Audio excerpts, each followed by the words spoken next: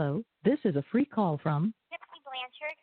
An offender at the Chillicothe Correctional Center. This call is from a correctional facility and may be monitored and recorded. To accept this free call, press 1. To refuse this free, thank you for using Securus.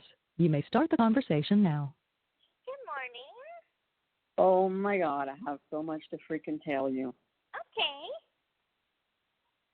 I got so fucking pissed off. Why? Okay, let me get it. Let me find it. Did you get my pictures yet? Yes, I got them. I didn't post them yet. Okay. Those are my, Okay. That's my Christmas pictures. Whenever I put Janine in the group, Mm-hmm. the one that was the volunteer Yeah. at the shelter, Mm-hmm. I put welcome Janine, to the group. She was one of them that worked in the shelters, Mm-hmm. da. Okay. Then it got ugly after a little while. Why? You know what Janine DeeDee told Janine that your daddy died? What? Yes! She kept a diary of everything of her experience there and wrote everything that her and your mama talked about. Really? I said, what? She said Rod died? That's what she told me. I remember because Gypsy was asleep and when we went outside to talk and she propped the outside door open so she could see Gypsy. Mm-hmm. She told me there was no close family living members to give them help. And I'm like, bitch. Yeah. So Dad died. Oh my God. here comes, wait. Here comes Laura. Is Laura who you call Nona? Or is that Marcia?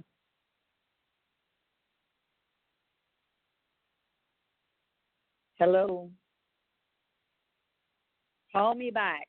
Call me back if you could hear me. I got to hang up because I can't hear nothing. Call me back. Hello, this is a free call from Gypsy Blanchard. An offender at the Chillicothe Correctional Center. This call is from a correctional facility and may be monitored and recorded. To accept this free call, press 1. To refuse thank you for using Securus. You may start the conversation now. Hey, I forgot I wanted to tell you I got information about the tablet. Oh, okay. What? Okay, like they have a question and answer. It's like about 6 freaking pages. Dang. Yeah, and there's been rumors that we're gonna get the tablet on the 17th. Then Right. the caseworker told me about the first of the year, and on here it says it's in development process. Like they have the tablets here at the facility. They haven't passed them out. There's like I thought it was gonna be that we're gonna have Skype on the tablet and so on and so forth. Right. But there's not going to be a camera on the tablet itself. It's going to be a kiosk that's going to be installed probably in the back of the wing. And it's going to be, hold up, let me find where it has video visitation. Will there be video visitation from the tablet? No. The offender tablet does not have a camera to capture photo or video. Video visitation will only be available from the JTA offender kiosk, which will be located throughout institutions. Oh, that's cool. Let's see. Where does it say about? It has where it says about how long it's going to be and stuff. Okay. How will video visitation be scheduled and monitored? Because I knew it would have to be monitored somehow. Right. And it says video visits must be scheduled at least 72 hours in advance and are subject to approval by the department. Visits will be monitored and the privilege may be taken away should the agency identify any illicit behavior. Civilians must schedule and pay for the visit. Offenders will not be able to schedule a visit at this time. Video visit sessions are currently planned on being 30 minutes each. There may be restrictions on who may schedule and participate in a video visit. So, I'm thinking maybe it's going to be if you're on my visitation list, then we could do a video visit, which is not a problem because y'all are on my visitation list. Right. And cool. And let's see, emails. Can offenders simply contact anyone via email? No. In order to have an email conversation with a civilian, an invite, pre-written, pre-approved by the Department of Corrections form letter, don't know what that is, must be sent from the offender to their loved one via JPay. There is no cost to send the invite. A civilian may bypass the invite by simply emailing the offender first. Oh, okay. So maybe it would be like in county where I had to send y'all an invite from the telephone one. So it might be like that. So I'm guessing it's going to be all through JPay that we could do all this. And they have something called JPay stamps, which I guess is how they pay for the emails. Like with now, I remember somebody, I don't remember if it was Ken or Robert or somebody was talking about these stamps and electronic stamps for email. And so I guess that's how it's. I think it's 25 cents per email. I don't know if what is a JPay stamp? JPay stamps are digital credits that offenders and their friends and family may purchase to send emails. Each JPay stamp costs 25 cents. The person sending the email is charged for the JPay stamp. There is not an additional charge for the offender to receive the email. An email containing text only will require one JPay stamp. An email containing text, pictures, or e-cards will require additional JPay stamps. Okay. And well, I sent Marcia a message on Facebook telling her that you had took her and Laura off the visiting list. And she said, "Can you tell us why?" I said, "Because the things you said hurt her and hurt me too." And she said, "What things?" Confused. I said, "How y'all said we were never there for them? We were in constant in touch with them." I know that don't make no sense. I put it in. Yeah, I meant to put we were in constant touch with them. I put we were in constant in touch. Fine. I said, and you and Laura were saying we were never there. She said, "I have always defended her. I've never said anything about you all not being there. I know what DeeDee said was terrible about Rod, but I am at a loss of what you said. So I went find it because I screenshot it. And I said, sorry, it wasn't you. It was Laura. But when Laura said, does any of this really matter? I'm with you, Marcia. We were all deceived in Springfield and Casey. Whoever came in contact, while all the years they lived here, no one from their family ever tried to help until after the fact. But I really think she did the crime and she needs to do the time." And I said, how could we help when we didn't know all the illnesses weren't true? We were always in contact. We continued to pay child support, try more times than I could count to try to meet up with them and visit them on vacation. I think I read this to you. And Laura's like, it is what it is. And I said, don't say we never tried to see them when we did. You know, and it escalated. Like, and I put right there, that statement hurt about what Laura said. Now Marsha just gone back. Now I kind of feel bad, but let me go back and read, because I didn't screenshot it all. Let me go back to that original post, if you don't mind. Or let me just get back in the loop. Okay. Like, how did this come up to begin with? Okay, this is how, I'll read it all to you if you want me to. Let me find it. Okay, here it is. Welcome, Janine E. Kitterman Dean, to the group. Francesca Maselli. You need to talk to her. She was at the shelter with me and Gyps after Katrina. Debbie Magnum Jorgensen, she's the one that bought you the glass slipper. Oh, yeah. Okay. She said, what is the doctor's name that got them moved from Slidell to Springfield when Katrina hit? It was a female doctor. I said, I don't know. Janet Jordan. Joanne said, may know. Then Debbie said, Kristy, it was a woman that went to the shelter to work. DeeDee told her Gyps had leukemia and needed to start chemo. They made her a medical emergency, and they got airlifted out like 24 hours, like within 24 hours. I can't remember her name, but if I would hear it, I would know it. And I told Debbie, I said, well, I'll have to ask Gyps. And then Debbie said she might remember.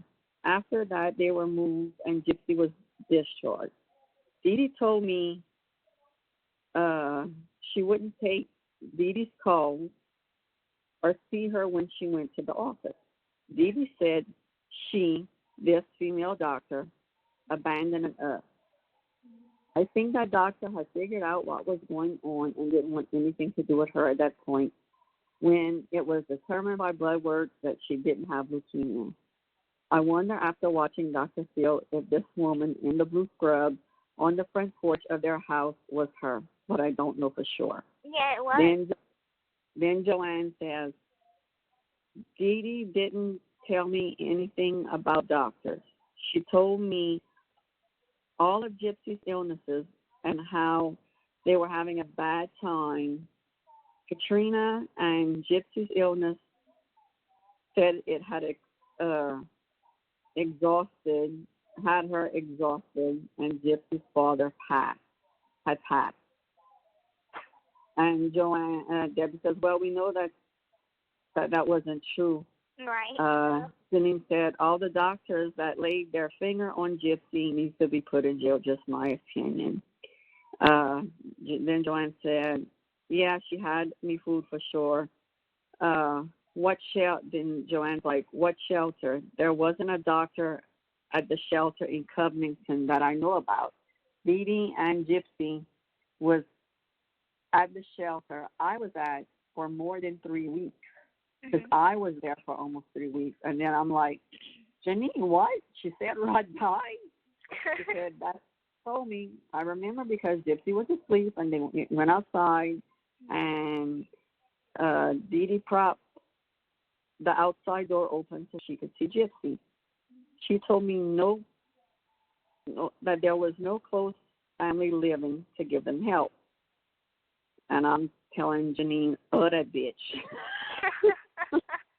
And then Janine's like, yeah, that's why I had an anxiety attack while watching Dr. Phil.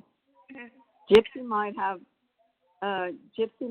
not have been with all the kids, but I watched, but I spent time with her and DeeDee in the evenings, and my heart is broken for Gypsy. And I said, Joanne, you really need to talk to Francesca. Mhm. And Joanne says, in my opinion, is Gypsy doesn't need to be in jail. She needs therapy to deal with what happened to her. Then Joanne said, I went to Louisiana to volunteer to help people. She said she had lost everything, and I gave her money to help. I sure hope it went to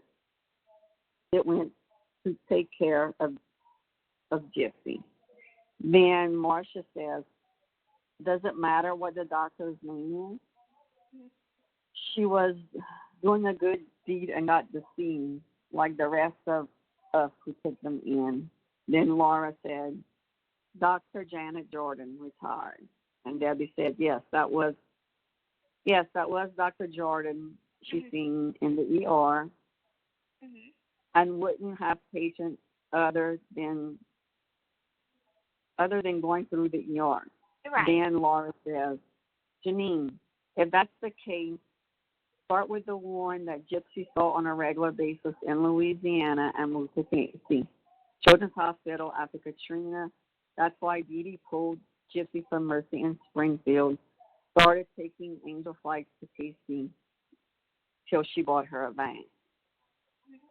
Then Laura says, does it really matter? I'm with you, Marcia.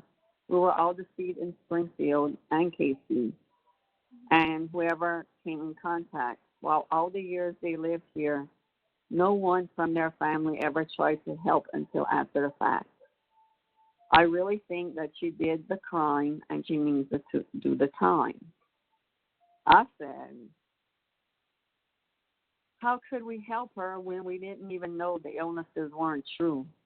You know, we always knew where they were, continued to pay child support, tried more times than I could count to try and see them and meet up with them on vacation. And then Laura said, it is what it is. And I said, don't say we never tried when we did. Then Janine said, that little girl does not belong in prison. She needs stuff to be in therapy and under psychological care. And somebody already had done, one of the admins already deleted them, Laura and at this time. And I said, zero tolerance. Our admins discuss these things. Okay, why are they so negative? I said, I have no idea. They were always supportive until this post. Right. But it's okay. Their true colors showed up. Oh, okay. Well, I'm here for Gypsy. She took my heart when I met her, and that will never change. I hope to get to know all of you, though. I said, you will. This group has become like a family to me. We're all here for one another, no matter what, if it's just related or not. And she said, that's cool. And then Heather Yoakum Russell, she don't hold back her tongue, okay? Okay. What a self-righteous bitch. I seen she has set her account so you have no way to respond to her bullshit. How long has she been in this group, Kristy? I said, for a while. I said, I'm not going to bash her and talk shit. Right. I will not stoop that low. She is out of the group.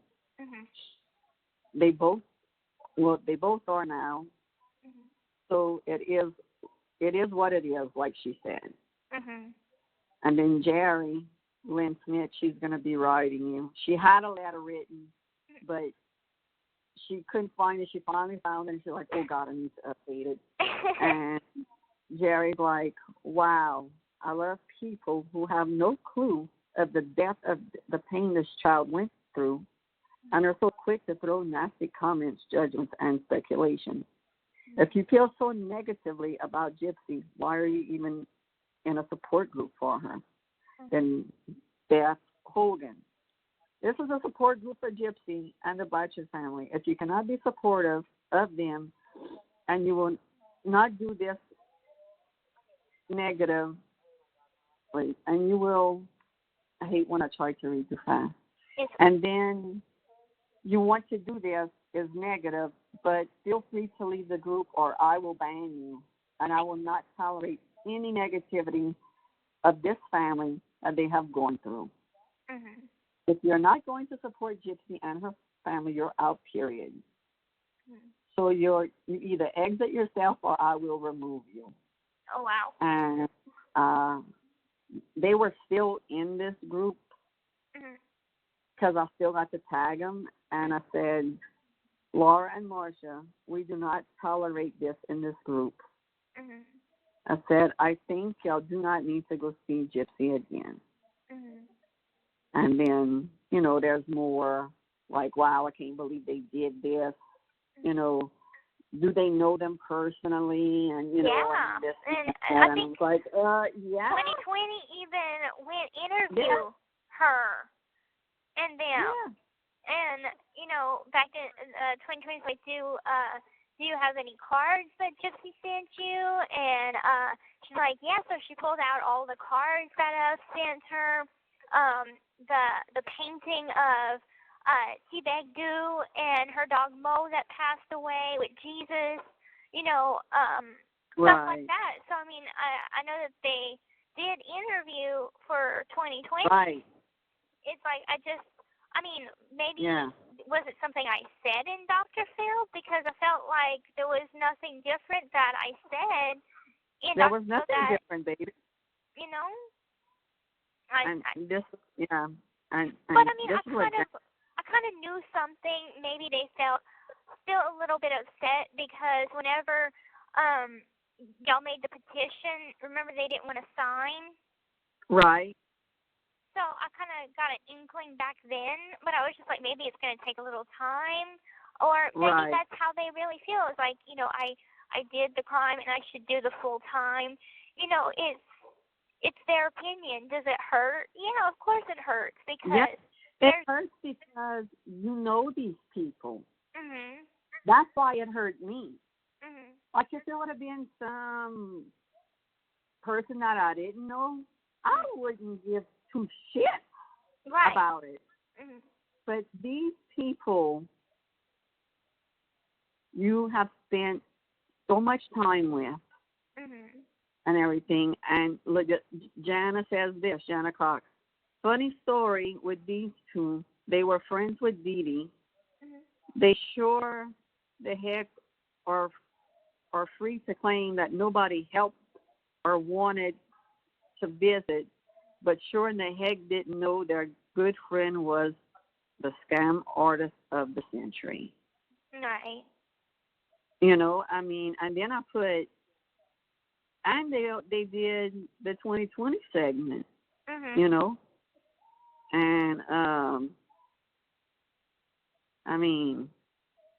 it is what it is, Right. Right. And he might write you right. and try to explain herself, but it's right here in black and white, and I don't lie to you.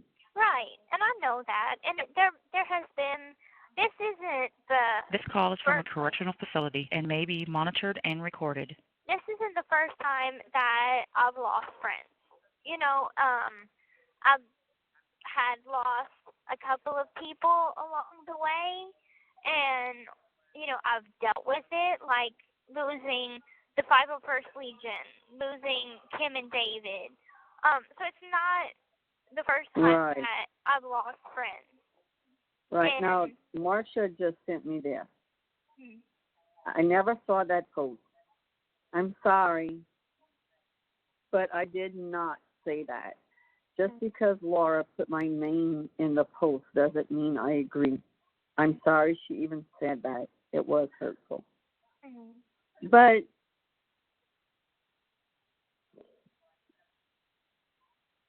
I don't know. I can. Let's just leave it be right now and let things simmer down.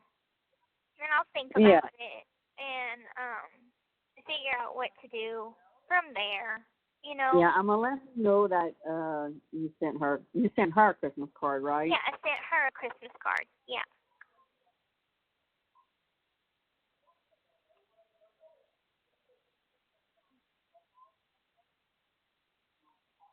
in the mail. Look out for it. Yeah, I mean, it's a shame that Laura threw her in the mix. Right, because she got caught in the You know, crossfire. And it's like I have spent hours talking to Nona on the phone, and I had talked to her. I had confided in her about Aunt Darla, and I'm like, I just don't understand how someone could be supportive at first and then all of a sudden just turn on me without anything happening. I mean, all the shit that they talked about me in the papers and on media, that had already happened. And, an individual can be supportive. Then as time goes on and they start seeing more what I've been through, then they turn on me. That it seems backwards. I know. I'm like, I don't understand. Is it because I did interviews? I'm only trying to help other people with awareness. And look, I'm going to tell you this right now. There are more people in this world that have love and compassion for you than those who don't. Yeah, that's true. Yeah. I mean, look, in my group yesterday, let me find it, because I had to throw my fucking 2 cents in because it was freaking ridiculous. Let me try to find it. Then you know what? Somebody said how fucking stupid. They were like, one of them said, "Oh yeah, my son said that they could resentence Gypsy," and I'm like, how?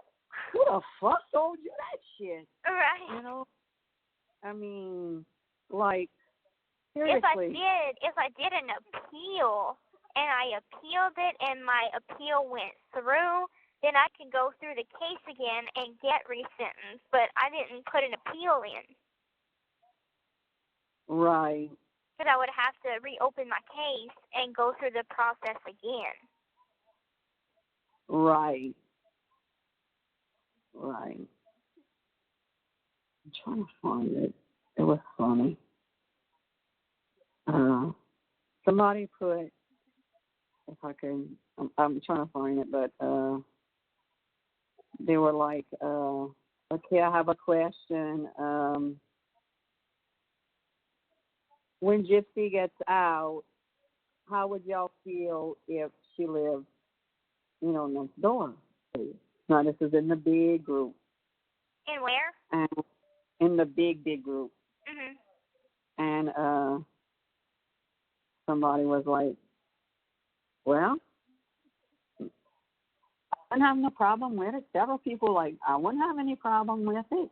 I mean, no big deal. And so I said, none of y'all have to really worry. I said, because she's going to be living down a family street. Right. So it's not she's going to be fine where she's at, just saying, Mhm. And, a lot of people were like, no, I wouldn't mind. I really wouldn't mind if she did. I mean. Right. I'm just a normal girl, and it's not like I'm the Jeffrey Dahmer type or anything. Exactly. And like, somebody said, well, I would have a problem, and I almost put, do you fucking live in Louisiana near West 46th Street? Because in years from now, you need to put your fucking house for sale. I mean. Silly. It's like, how fucking stupid these people are. Right. They're bored. They're so bored. They're just trying to, find little games and stuff to do and, questions that, they're trying to reel in some juicy opinions,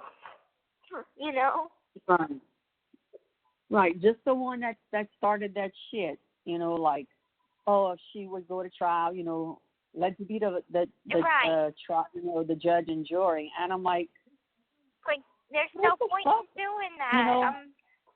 Right, and then after people started getting on her ass about it, she tells, and I wasn't rude to her.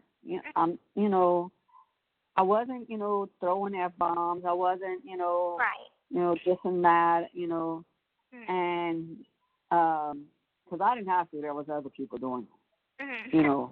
I really didn't have to because other people were like, I can't believe you saying this about, Gypsy and this and that, And I told her, let's see, it was funny.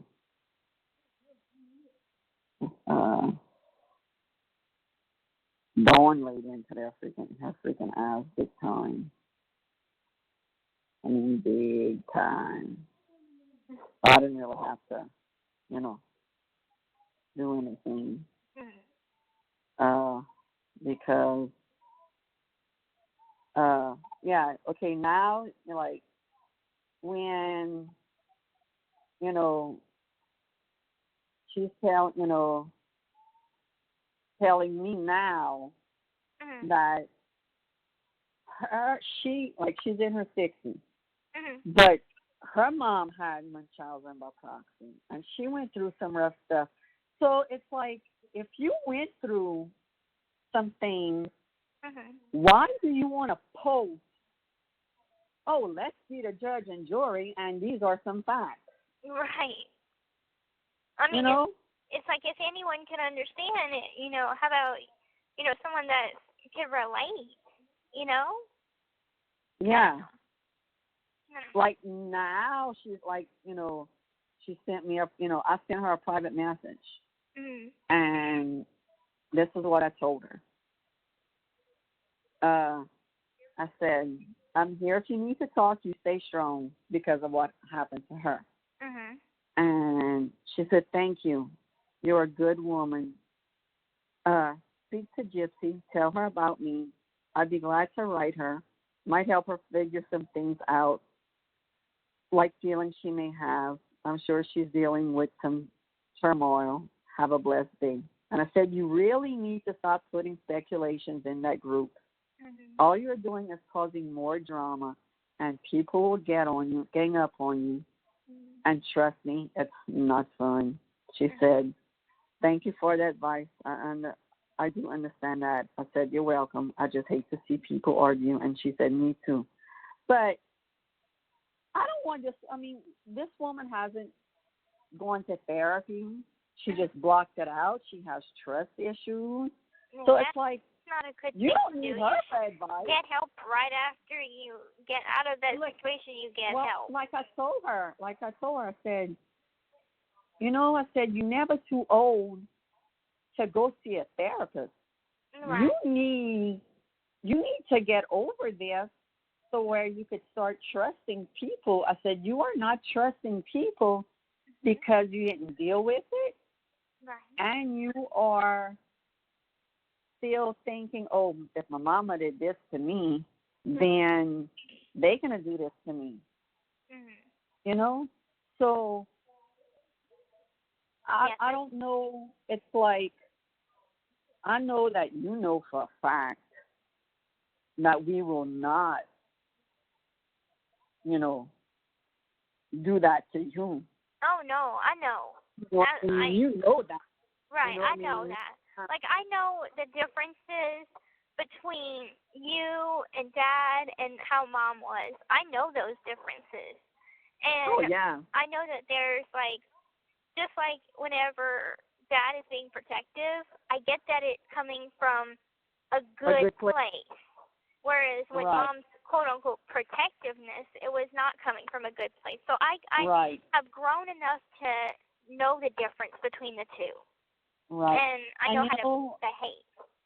Yeah, and like I was telling Dawn yesterday, I said, Dawn, I really hate to tell Gypsy not to see Marsha and Laura. I said, because all her life, her mama told her. I know, but it would just upset me. I said, but I'm not coming from the same place as DeeDee. Right. I said, I need to realize that I'm protecting her because I love her. Mhm. She's been subjected to enough. You're right.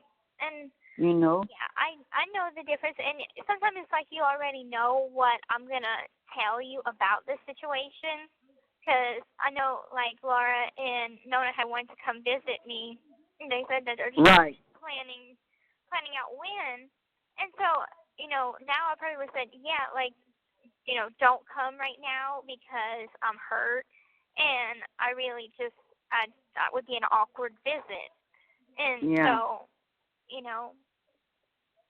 Yeah. I mean, this is what Jerry told me today, like a little right before you called.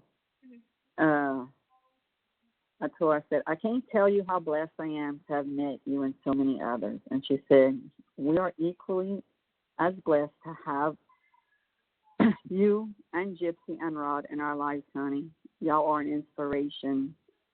God works in mysterious ways. I said, just know I'm always here for you too. And this made me cry. She said, Kristy, yesterday at one point I was really upset because a lot of things, and I thought of you. I thought of Gypsy and how strong you two are. And I fed off of it. You have given me strength in times where I thought I had none. Just knowing you guys have been through what you have only to be stronger. It gives me such faith and hope. Aww. Well, I know, and I was like, you just made me cry. I said, that's so sweet. Yeah, I said, I'm just a phone call away. Mm-hmm. I said, I never thought I could be this strong. I said, but it's because of people like you who have made me strong and the good Lord above. Yeah. She lives now in Port Washington, New York. That's where Jerry lives. Wow. Yeah. Fun. She's got two cute little girls named Summer and Autumn. Aww. Yeah, they are precious. Aww. They're the cutest little things. I bet. Aww. Yeah. Well, I had got a letter from Miss Christine Bowen, and without me even having to say anything, she already kind of knew my what was going through my head while watching Dr. Phil. She's frankly. Okay, wait. Who is that? Christine Bowen. Why does that name sound familiar? Because I've mentioned it a bunch of times. Probably. Yeah. She's the one probably. She's the one that sends me the Cosmopolitan magazine. Oh yeah. Okay. Yesterday in the group. That's why I know her. Because she's like, yeah. She said because yesterday I made them put. I said I want everyone to put where they are from and who added you to the group on this thread. And she does tell me that in there. And I'm like, yeah. She told me, that you send her, books. Mhm. Yeah, and she And writes me like that. That is one person that writes me. I'm pretty sure she writes me like 2-3 letters, cards every week. Like I know I almost get something every day from her. And Angel Street, now that might be her Facebook name, but I think it's from Chicago, Illinois. She said, my book club has sent books to Gyps and will continue as we are able. Mm-hmm. So she must be one of them.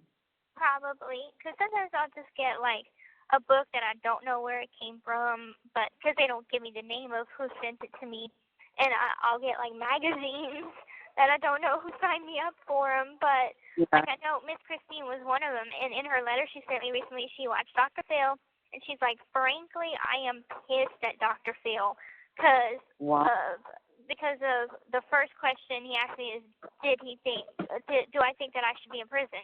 And she's like, what kind of question is that? Like, you don't ask somebody that because there's no right answer to that, and it's a difficult but I'm question glad for you you. asked that because it clarifies it to so many people that you acknowledging, yeah, I did wrong.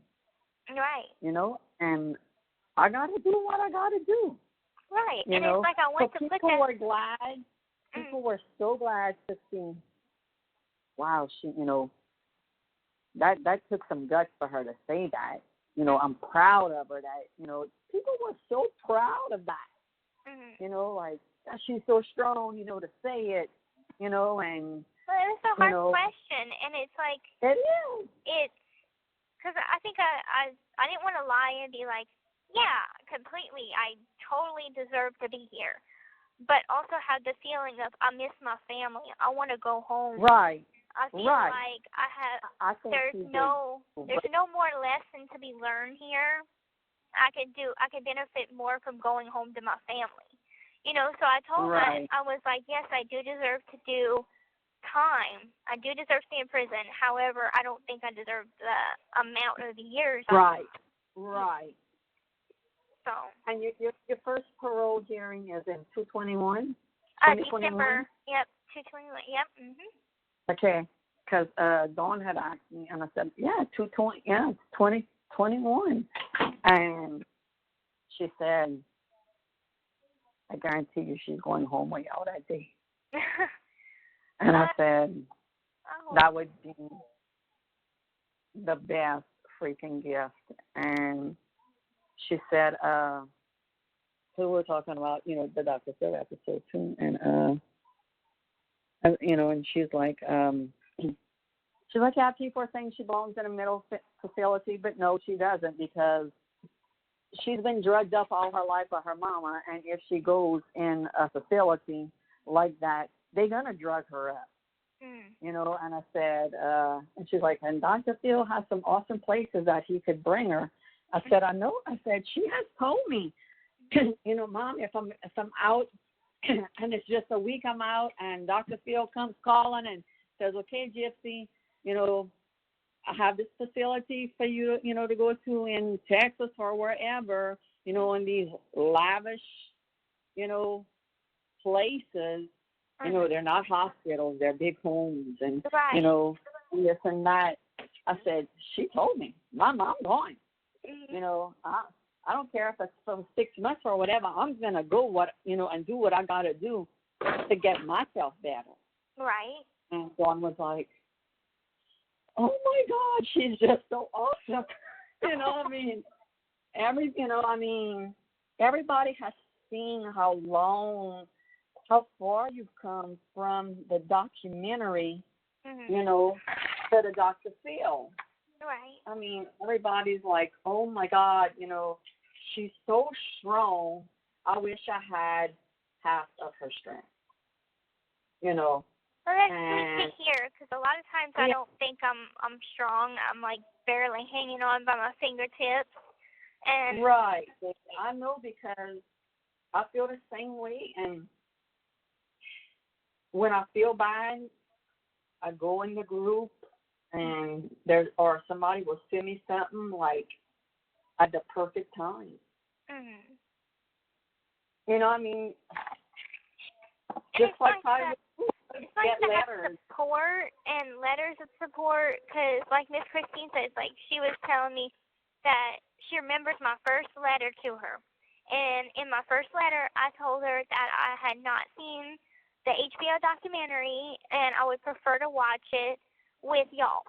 And I told her why. I said there's some pictures in it that's gonna be disturbing, and I don't want to be alone whenever I watch it. And so she remembered that, and you know, in Dr. Phil they did show a couple of pictures, and she's like, I'm so sorry that you had to be. My heart broke. Alone. You know, when they showed it, I was like, No, she never seen that. I don't want her to see that. But I think it's kind of gonna help a little bit with the healing process. Yeah. And it's like I mean, it was hard. I'm not gonna lie. I mean, I think having my roommate there beside me helped. And like I was just on my bunk watching it and just kind of trying to focus on it, concentrate to what everybody was saying. yeah. Now, I mean, I'm gonna tell you this. Okay, the pictures that they showed in there, there are some that are a little more gruesome. In the documentary, you know, they have a picture of her, all her stab wounds on her back and all. But I mean, I think they didn't show that. Because so it took that harder. Yeah, I have all of them. Every single 600 something pictures. Oh my. I have. Well, I knew that they took. And yeah, and that's not just for her. You know what I'm saying? It's right. It's about like the whole. And, right. I got the list in my discovery. I'm like, they really had to take a picture of the gutters outside. I know. And maybe because they thought y'all would have threw something in the gutter. Who knows? Who knows? You know. But I don't care if there comes a time and you tell me, okay, I want to see the picture. I'm telling you no. Right. You don't need. I don't think I'm ever gonna want to, because for a long time I'm like, maybe I need to for closure. And then I think what they show in the documentary is all you need. Right. And it's gonna be. You might scream and start crying when you see it. I'm probably gonna. But cried for me and Daddy is going to be on each side of you. I know y'all not gonna let me be alone. We're gonna hug you, you know, and we might tell you, look, there's a picture coming up. I don't know if you want to see it, you know, and you know you might want to turn your head and not see that part, you know, and maybe as years go, you might say, okay, I think I might be able to handle that.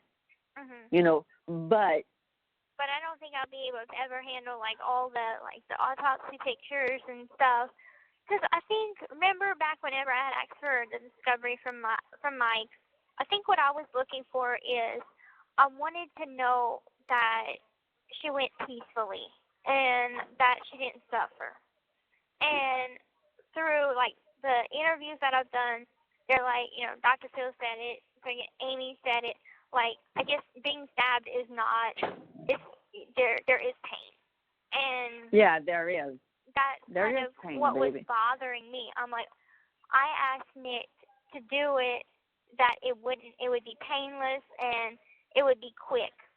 And no, girl. To find out that it was painful and it wasn't quick, it was overkill.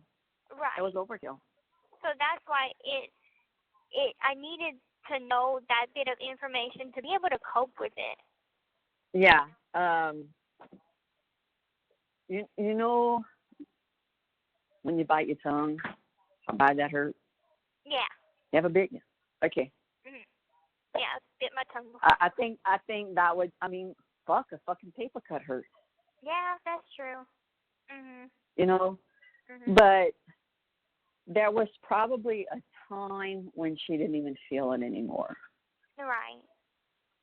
You know, like, I mean, because one of the pictures I've seen of X-ray is how far he went in. Because he didn't. He put the whole knife. He put the whole fucking blade. Damn. Yeah. It's not no little puncture wounds, boo. That was he broke a rib. Oh my God.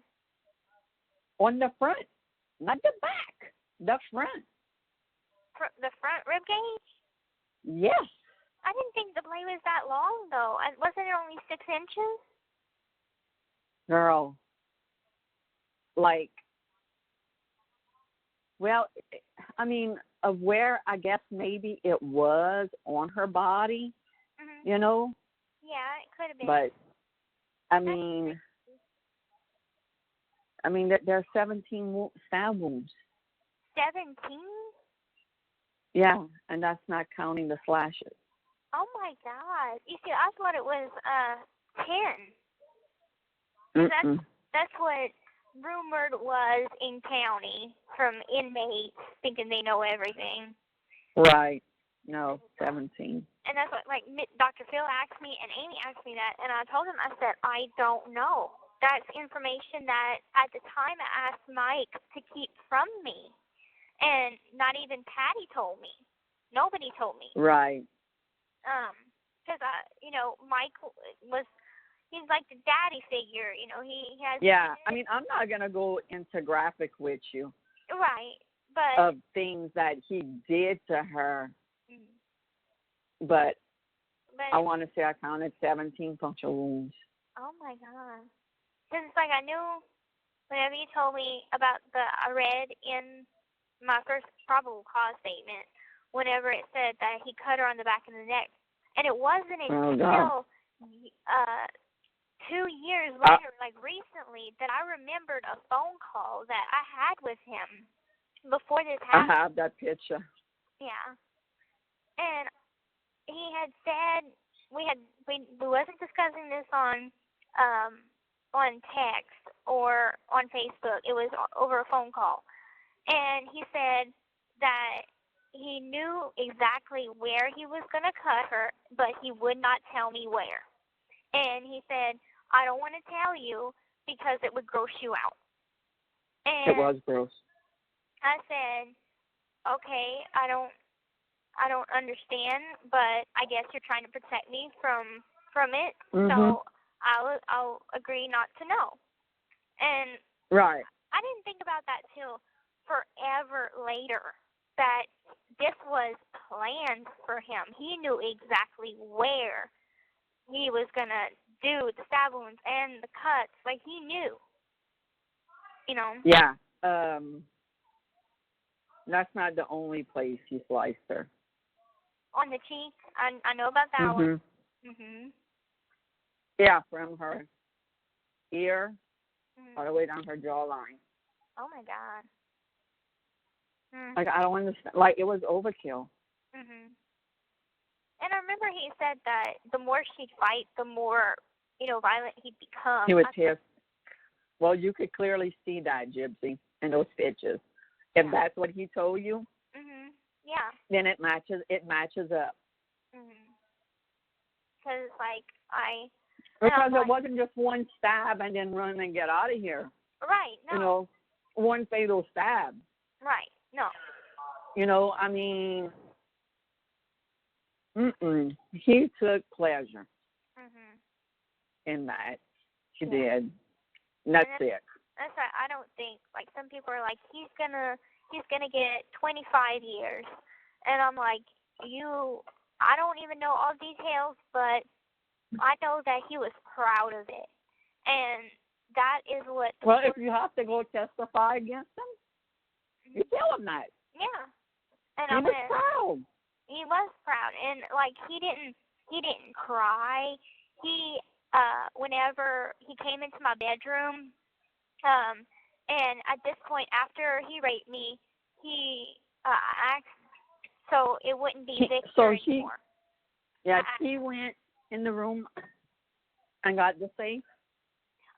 He went into Mom's bedroom and the money pouch. After, and the money pouch was on my side of the bed, like where my CPAP machine was, and that drawer in the yellow dresser, it was in there.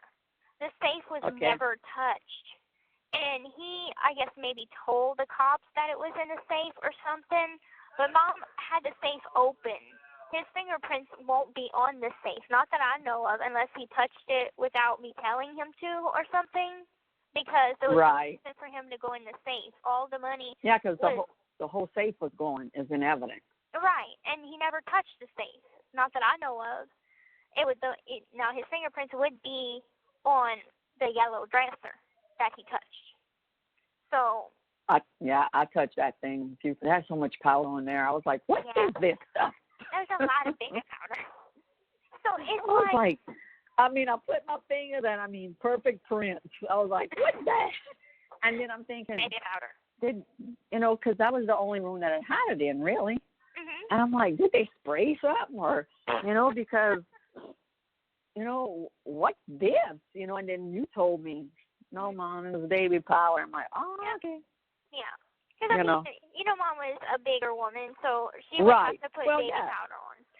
So. Yeah, you got to put that into your boobs. Right. You got to put that. But she'd be, putting it on like it was overkill how much powder she put. I'm like, and it'd just be flying around the room. Yeah.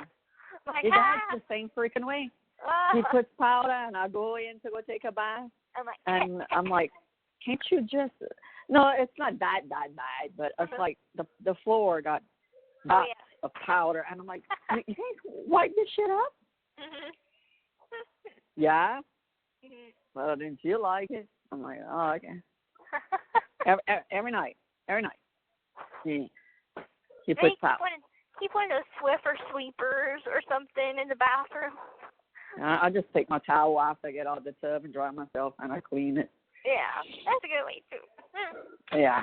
So, whenever I was in my bedroom and I asked for, instead of Victor, and I asked if he can go back to Nick, he blinked his eyes, and suddenly he was Nick again. And, from watching movies and people that I've talked to, they're like, if you have a dissociate personality. I'm your sister.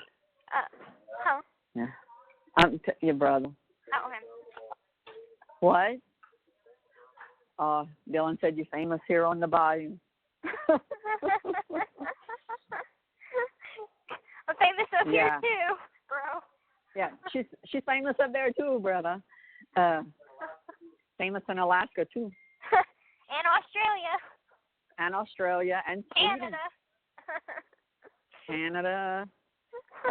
Sweden. Yeah, Norway. Germany. Yeah. Like the other day, okay? Yesterday, I went to Peaches. And it's one of my mom's friends. I've been knowing her forever. She's like, oh, I saw you on Dr. Phil. And I'm like, oh, God. I'm like, Joetta, I know you saw me on Dr. Phil. You don't have to scream it out loud. But, everybody knows, that works there. They all supportive of you. They've always, I go in, oh, how's Gypsy? They in the group and stuff like that. But, yeah, where I went the other day, and I'm like, Walmart, and people I don't know are looking at me, and I'm like, motherfucker, I just want to run in and out. Right. And after the second one played, I was like, man, I need to go to the freaking store. Shit. Right. I felt the same way whenever I was like, I gotta go eat. Crap. Yeah. So I go. I said, okay. I used because Dylan had the truck, so I used Tanya's car. I'm like, okay, I'm gonna run in and run out. Only needs 3 things. That didn't happen. Oh, I thought you were like to do. Oh, you thought you like to do. And then I run into Mama Sharon. Besides her, I was happy to see her. Right. But it's but everybody else was like, oh, that's still. Oh, why can't I still? She shouldn't be in jail. She needs to come home with y'all. Her mama was a crazy bitch. People I really don't know, she needs to come home. I'm like, oh, God. I said, people probably, people I know, and then they know people, and then they know people, so they probably, that's how it, Right. In fact, I need to ask Sarah what were the ratings. Oh, yeah. For it, because HBO had the night. Well, I think it was the night that it previewed, they had over 3 million people watch it. Oh my goodness. Well, I definitely know that I'm getting buku mail, and it's a lot of it is from guys in other prisons. Now, this is prisons across the United States. They're like, I saw you at Dr. Phil. A good majority are hitting on me. They're like, you're just so beautiful. I'm like, stay away from, just don't write them back. No. Like, yeah. I know. Like, maybe I should have just freaking didn't do my hair, didn't do my makeup, just crawl out of bed with gooky eyes, and then they'd leave me alone. No, girl, because your beauty shines through. I'm like, just, no. I mean, there's no hiding that. You have natural beauty. Yes, it's funny because when my dad called me the other day, he said, Chris, was that a wig she had on for Dr. Phil? Nope. I said, no, Daddy, that's her hair. Mm-hmm. It can't be a glue that long, that fast. Boy. I'm like, yeah. I said, Dylan's hair grows fast. Rod's hair grows fast. Mm-hmm. I said she got it after, her daddy and Dylan. I said, thank God her hair grows fast. Mm-hmm. Yeah. I mean, because when my sister had chemo and lost all her hair, your hair is longer than hers. Oh, wow. Yeah. And it's going on, like at the 2.5 year mark, pretty much where you are, her hair wasn't as long as yours. Oh, my. Wow. Yeah. And he was like, her hair's so pretty. I was like, I know, Daddy. I said, yeah. Getting it re-dyed. You remember how I got it dyed black last year? Uh-huh. Well, I'm getting it re-dyed again. I had to wait till I was 90 days violation free, and so my 90-day mark comes on the 13th. So that's when I'm going to go to Cosmo and get it straightened, get it dyed black again. I had got an answer from the man that takes the dog pictures, and he said that he put in the request for the husky. He's not 100% sure that he can get her because she had switched owners and they need bonding time. So, but at least he put in the request for it, and I explained to him why, and he said, well, I'm going to keep requesting her, and I'll make sure to put you on the docket to call you out so you know when she will be here to take pictures. And I'm like, good. So at least I had dropped about 5 letters to this man. I'm like, requesting dog princess. Oh, that's her name? Yeah, princess. Yeah. Sure. There's somebody in the group that had asked when she's going to get a dog and what kind she wants. I'm like, well, she's hoping for a husky. And somebody in the group was like, oh, my God, I'm about to get mine. Aww. Like as a puppy. And I was like, oh, she's jealous.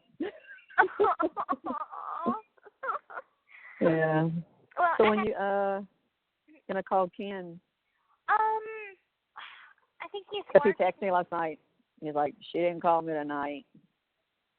Because I had told him, like I said, I sent him a message yesterday, and I was like, look, if you talk to Gypsy tonight, tell her to call me. And after 9:30, he sent me a text. Well, she didn't call, but she's probably going to call you tomorrow morning. And sure enough, she did. He called me at 10. Well, is he working tonight? Let me see. Wow, I got you on the phone. Oh, and I'm probably gonna have to. I don't know if I told you, but I'm probably gonna have to make another yarn order because the blanket is 6 feet wide. Oh Lord. And so I just need to order some more red, and So, but I mean, like it's gonna say on the top, it's gonna have a gray heart and a white heart, and on the top it's gonna say soulmate, and then at the bottom it's gonna say Canon Gypsy. And so, I mean, it's gonna be for the both of us in the end. So I guess it's gonna have to be kind of wide. Yeah. So. Yeah, for sure. Yeah. Let me see if he told me that. Yeah, he said, didn't hear from her tonight. She'll definitely call you in the morning, I'm sure. Mm-hmm. And then he had asked me, like, because I sent him the picture of the children's thing.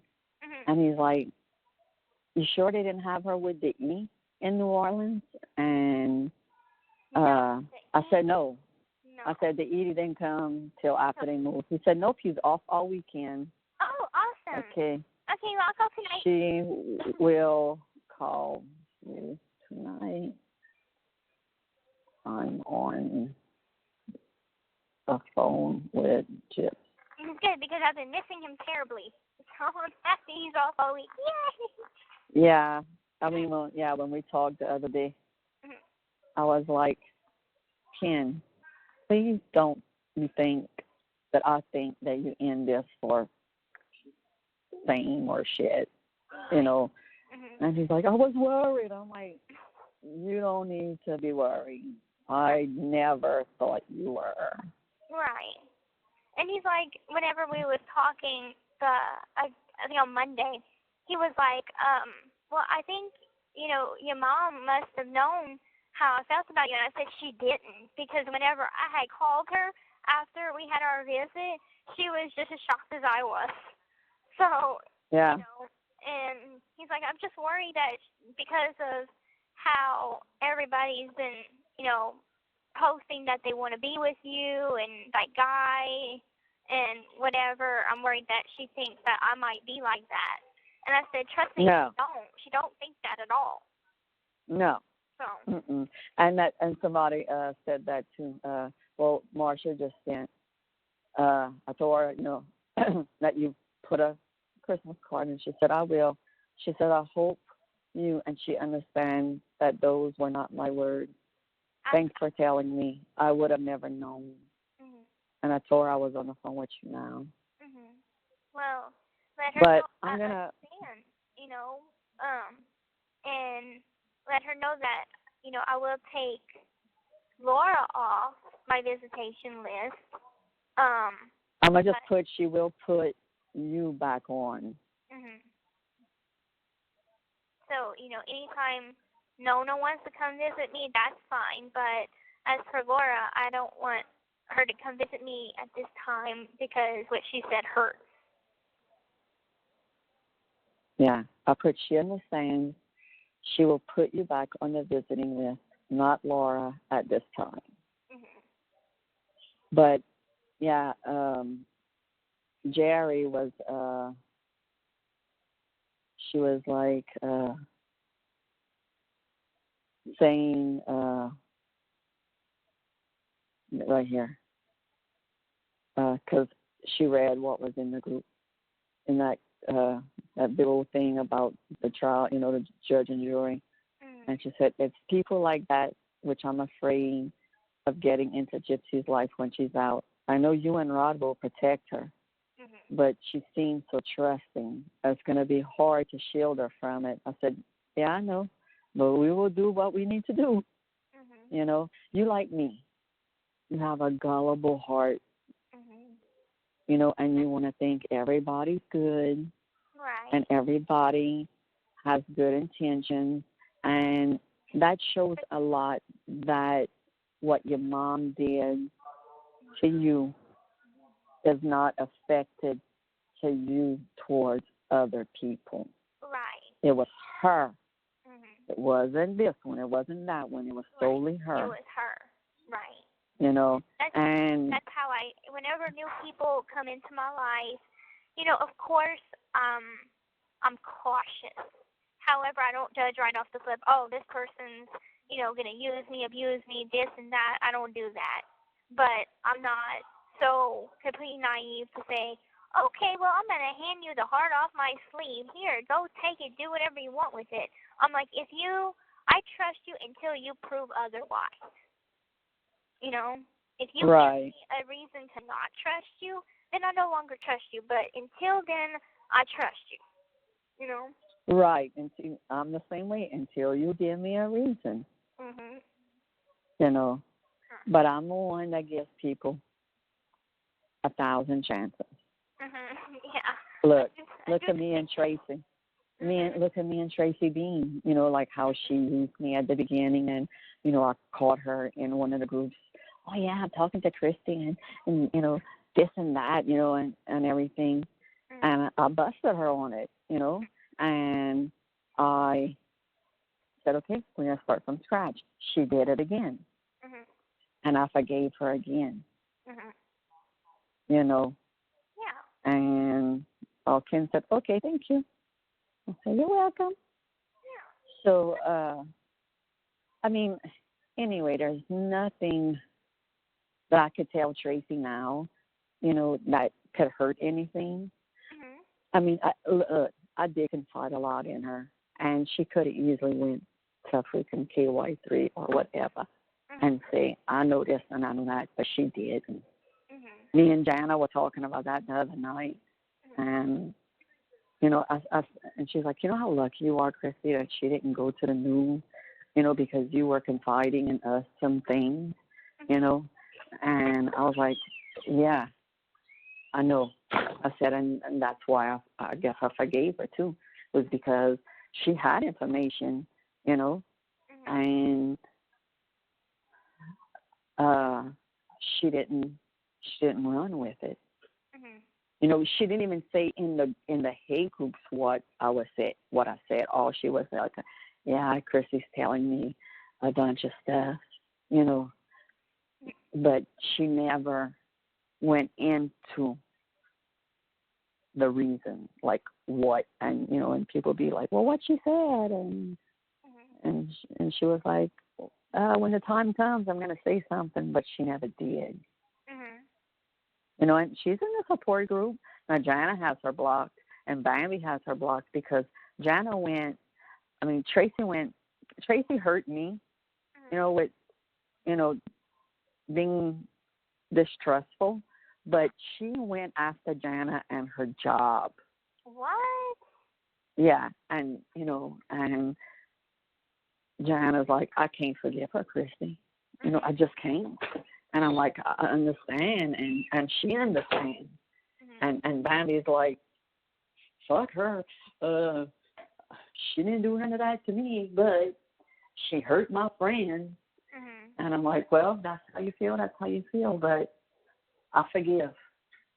And my mom always told me, Kristy, when God made you, there was a special mold for you. Because you have such a loving heart. You do. And you're just you're there for anybody that needs you. Right. And like I told my mom, I said, I learned this from you. I don't know where my sister learned it from because she's not like that. She's like, screw you, you know. And my dad's like that, you know. But, I mean, when for Thanksgiving, did I tell you that me and my sister had a talk? No. Okay. When I first got there, everybody was there, and I was picking up I was going to put the food that I brought down, and she comes up to me and she said, okay, we're not going to discuss Gypsy. I said, okay, no problem. So after everybody left, it was only me, my sister, my mama, and my aunt that worked in the hospital too. And me and Kelly were washing dishes, and she turned and she looked at me with kind of tears in her eyes, and she said, Kristy, that child shouldn't have went what she went through. And I started crying. Aww. I was like, because Kelly now. And she said, I don't understand how a mom could do that to their kids. And I'm like, I know Kelly, I don't know, I don't understand it either. But, and she said, when she comes home, she said she's lucky to have it. And hearing that from her meant so much more than hearing it from a non-family member. I mean, it touches me when people, it's touching when people tell me that, but when it comes from my sister, and I know how my sister is, it threw me, and I think I don't know if I was crying because I was shocked because she was so sentimental about it, and it caught me off guard, and and to see her face, and to see like the hurt she has for you, and then my aunt comes, what y'all doing? What y'all talking about? And we're like, Gypsy. Sentimental moment. Yeah, and Kelly says, we're talking about Gypsy. And Ned, that's what we call her. Her name's Jonette, but we don't call her Aunt. We call her Ned. Okay.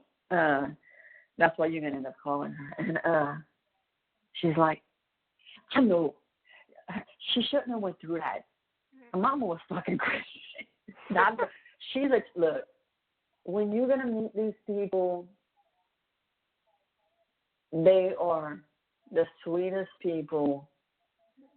They don't hold their tongue. Aww. They're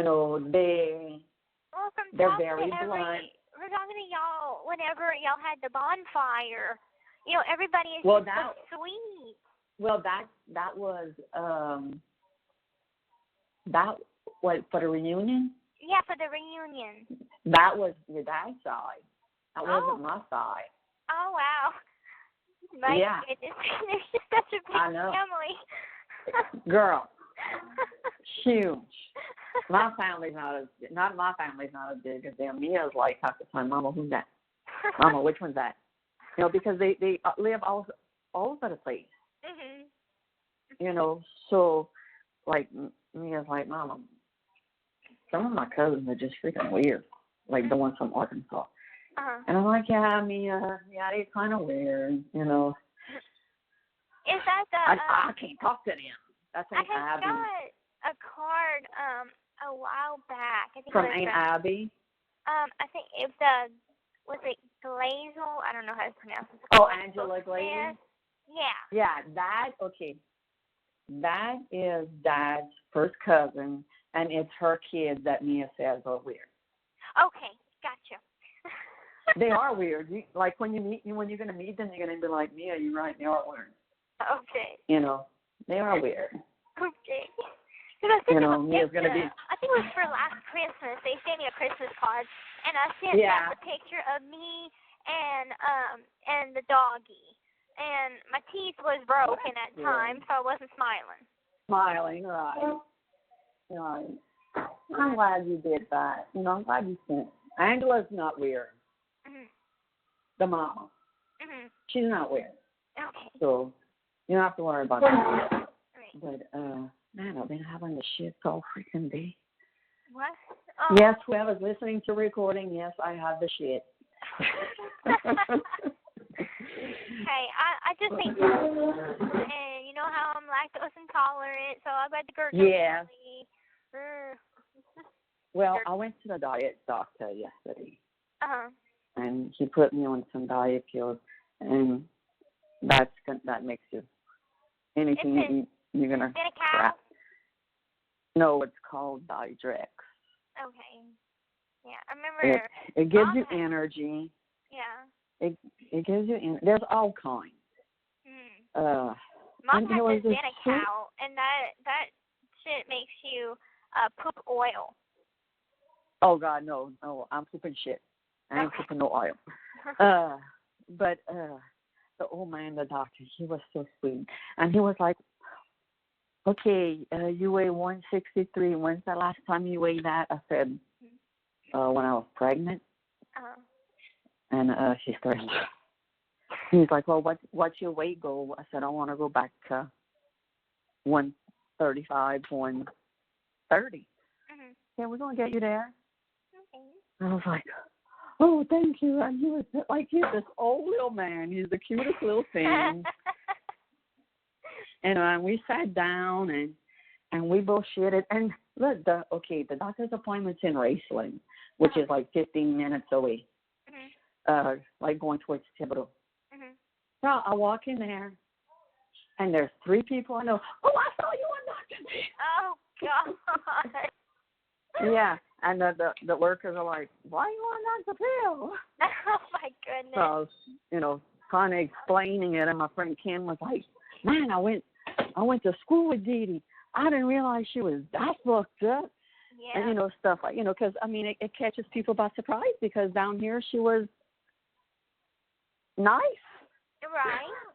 Well, I mean Dr. Phil don't even know half the shit. I mean, I didn't even get a chance to get into the fact that, because I was thinking about things that maybe made Mom weird and act the way she didn't learn stuff. So I guess come to find out, Mama Emma, she, she got busted for stealing stuff, as we know, and right. But she also had mental issues, and then really, she was put in a psych ward. What? Yes, I saw the paperwork myself. Mom had kept paperwork, and Emma was admitted in. Now this is whenever Mom was very little. It may have even been before she was born. Oh, okay. So anyway, she had a breakdown, and she was admitted to. She had too many damn kids. That's probably what drove her freaking crazy. Yeah. Oh yeah. And I remember. But I never met her, but like Dad said, she was always nice to Dad.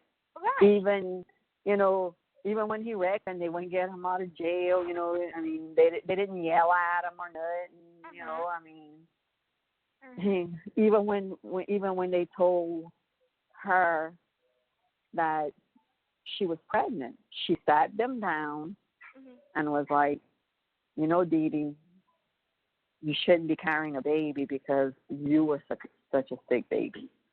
But I'm thinking that I'm thinking maybe Emma had a little bit of Munchausen.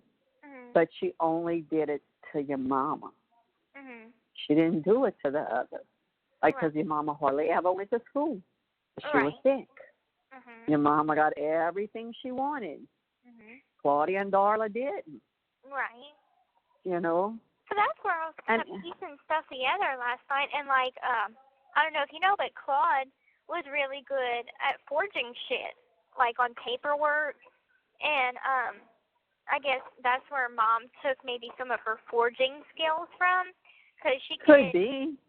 She could. I don't know, girl. I used to write my signature like that. Yeah, I used to write my mama and my daddy's signature on my freaking report cards. They went out to see my report. Sneaky. Yeah, like me, my mama, and my sister, we all write the same. If we would write the same words, under each other, it would be hard to tell who's who. Oh wow. Yeah. Okay. But my dad's one so easy to forge. She would write in print, and I knew I perfected that shit. Yeah, I can't do that. My handwriting is too distinctive. It's gotten so much better though from it has. Because whenever I wanted to tell you. Somebody found a clip in I don't know how they found it, but it was for one of the sci-fi conventions. And they had a man with a video camera. Yep. And they have a little piece of footage of you. And they have it in the group, in the big group. And I was watching. I was like, I said, I don't, I don't go and Google your name and find shit. I don't. Uh-huh. But these people do. Now Uh-huh. they put the picture of the one of you, your mom, your dad, and Dylan and Mia at City Park. Uh-huh. And somebody was like in the big group, and they were like, "I wonder who took this picture." Mhm. And I come in, and I'm like, "I did." Mhm. I always made sure that Gypsy had a picture Mhm. with her mom and her daddy and her brother and her sister. Mhm. I said, and then then DeeDee would take, come take my place, and I would get in the picture. I said, it didn't matter if DeeDee and I were on good terms, bad terms, or whatever. Always made sure that Gypsy had a picture with her family. Mhm. And people were like,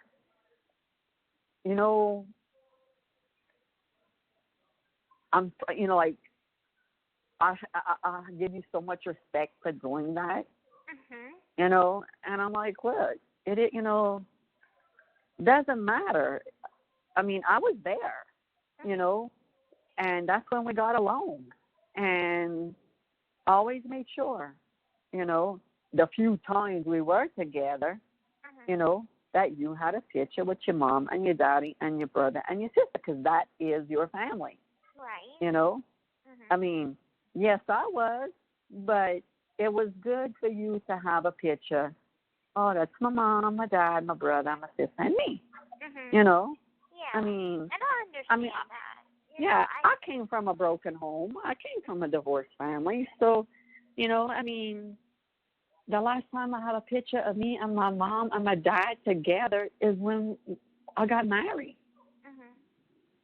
And yeah, it sucks not to, have a family picture, Yeah, but I like, mean, I guess like before I never thought of you as a stepmother, and because I always called you Aunt Kristy. And Kristy, yeah, I mean, me and your mom came to that agreement. Right. And it's We like talked on the phone about it. It's like I knew that you was Dad's wife, and I knew that I had siblings, so we didn't have the same mom. But it's like I really, after I got to know you, and really get to know you, it became a lot better from there. Right. I mean, Dylan and Mia called your mama Aunt DeeDee. Mhm. I still remember that phone call. Like when we all started to get along, and she called me and she's like, "Okay, since we're all getting along, what do you think the kids, could address us by?" And I was like, "Well, how about Dylan and Mia call you Aunt DeeDee, and Gypsy calls me Aunt Kristy?" Because my step grandmother on my mom's stepmom, I called her Aunt Rose. She was a step grandma, but I called her Aunt Rose. Right. So that's what popped in my head. It just pisses me off. Like, she would talk one way to y'all and then another way to me, because like, she full on admitted, like, I'm an evil stepmother, and she admitted that she hated Dylan. And I'm like, why do you hate Dylan? And she's like, because that's not Rod's firstborn son. And yeah. Oh, yeah, because, I don't know. Everybody said that she killed off Dylan, that she was showing pictures of Dylan. She did not like Dylan. And it was because that's Dad's only son. And well, look, she used to call me and tell me when I was pregnant for Dylan, I hope it's a boy, because if not, he's going to leave you. Right. She always was on about that. Like, if it's a girl, Dad doesn't want a girl, which I know Dad, he would have been just happy with a child. Like, it don't care if it's a boy or a girl, So it's like, I know. Let me tell you, Mia has him wrapped around his freaking finger. Right. So. And that goes with you too. You know what I'm saying? Dylan's a man. Dylan ain't wrapped around shit. Dylan's wrapped around my finger, I mean, because what they say, Right. daddy's girl, mama's boy. Mhm. You know, like last night, Gypsy. She comes home, him and Jake. Jake drives up on his motorcycle, street bike. Mhm. Didn't think nothing of it, you know. They were talking bullshit, you know. Well, Dylan comes inside. Jake leaves. Thought he left on a motorcycle, but no, he left in his car. Dylan puts on his leather jacket and says, finally get to wear this thing. I said, oh, what? He said, oh, going to ride Jake's motorcycle. I'm like, oh, hell no, you're not. And he was like, yeah, Mom. And I'm like, Dylan, you're going to kill yourself. Dylan, you're going to kill yourself. Well, when he took off on the bike, I was going to dump some trash in the trash can outside. When I heard him leave the street, I mean, it was loud. So I called Jake. I'm like, I ain't having this shit, Mia. You know, she was like, Mom, he's 22 years old. I'm like, I don't care. He's my son, and I love him. Too many bad things happen around the holidays. And so I called Jake.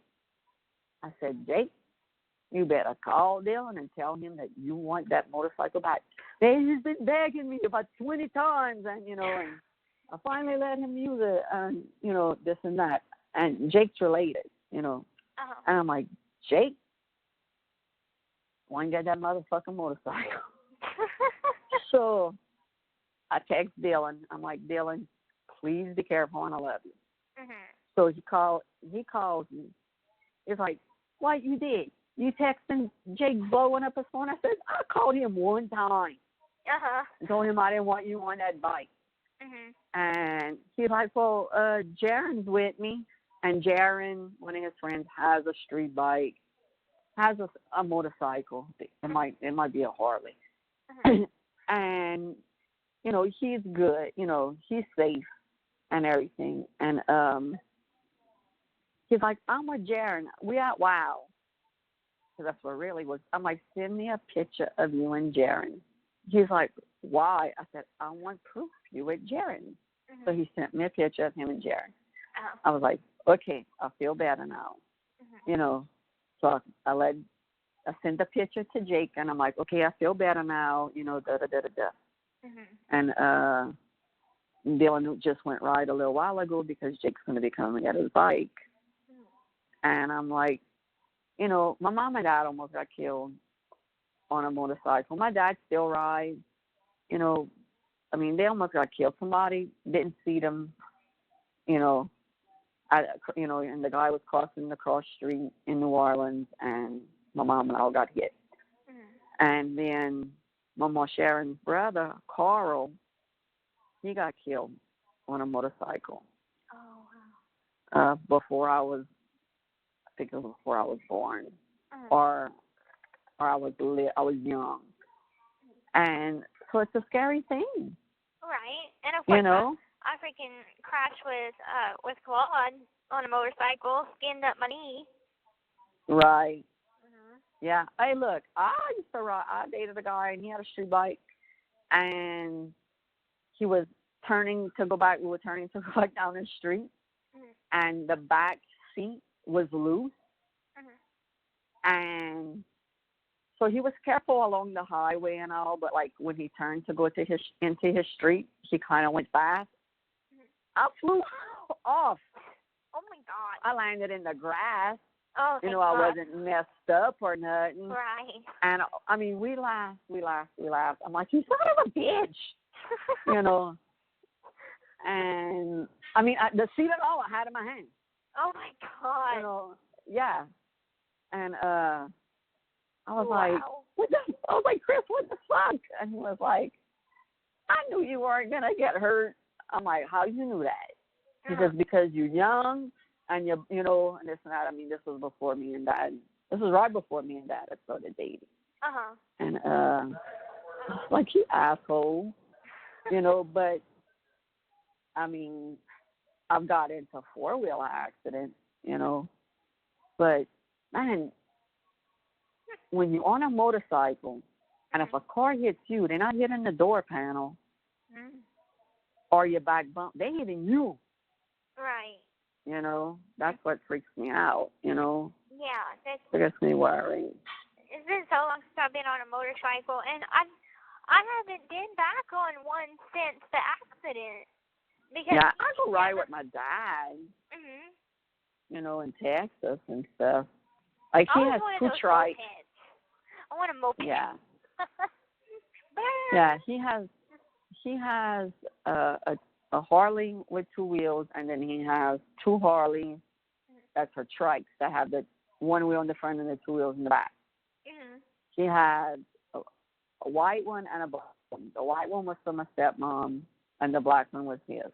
And he told me the other day, he's like, yeah, I'm gonna probably end up selling the motorcycles since you know, I can't ride them anymore because some medication he's on, he can't be in the sun long.